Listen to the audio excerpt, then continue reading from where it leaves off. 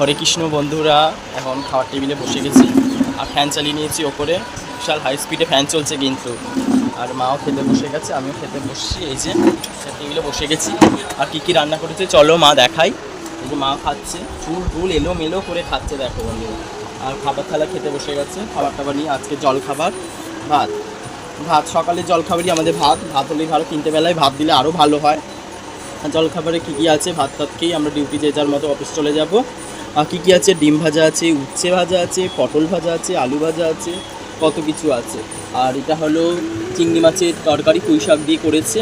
আর এটা ডাল, মটর ডাল আমাদের গাছের সজনে ডাঁটা দিয়ে করেছে।